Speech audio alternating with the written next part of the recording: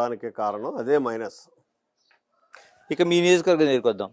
ఇప్పటివరకు ఉన్న జ్యోతుల చంటిని పక్కకు తప్పించి మరి తోట నరసింహానికి సీట్ ఇచ్చారు. అంటే ఏమైనా కొత్త స్ట్రాటజీ ఏమైనా ఉందా అంటే జ్యోతులను ఎదుర్కోవడానికి? ప్రజలు ఎప్పుడో నిర్ణయించుకున్నారు. ఇక్కడ చంటిబాబా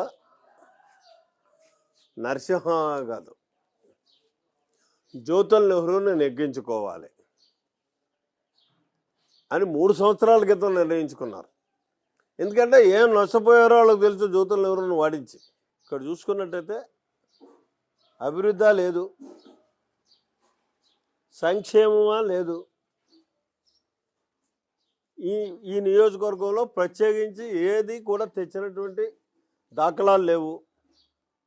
మళ్ళీ ఏదైనా తేవాలనుకున్నా, అభివృద్ధిని చేయాలనుకున్నా, సంక్షేమాన్ని పూర్తి స్థాయిలో మనకు అందివ్వాలనుకున్నా ఖచ్చితంగా మనం దేన్నైతే కోల్పోయాం, నెహ్రూని కోల్పోయాం, ఆ నెహ్రూని మళ్ళీ తెచ్చుకోవాలని 3 సంవత్సరాల క్రితం ఓటర్లు ఇక్కడ నిర్ణయించుకున్నారు. ఈ స్ట్రాటజీలు పనికిరావండి. ఈ నియోజకవర్గం వరకు రాష్ట్రం అంతా కూడా అదే పరిస్థితుల్లో ఉంది. వాళ్ళు జగన్మోహన్ రెడ్డిని వదలగొట్టుకోవాలి, చంద్రబాబు నాయుడిని తెచ్చుకోవాలనే ఆలోచనతో ఉన్నాయి. దానికి అగ్నికి ఆజ్యం తోడైనట్టుగా పవన్ కళ్యాణ్ తోడయ్యాడు. మరింత ఈజీగా ఈవేళ చంద్రబాబు నాయుడు గారు, పవన్ కళ్యాణ్ ప్రభుత్వం ఏర్పడడానికి దోహదపడుతుంది.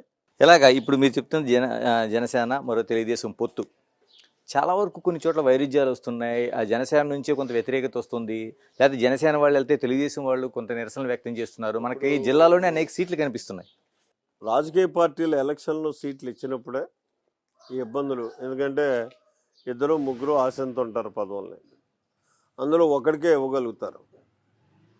ఆ ఇచ్చినప్పుడు కొద్ది వ్యతిరేకత అన్నది ఉంటుంది, మళ్ళీ కొద్ది రోజులకి చల్లారుతుంటుంది.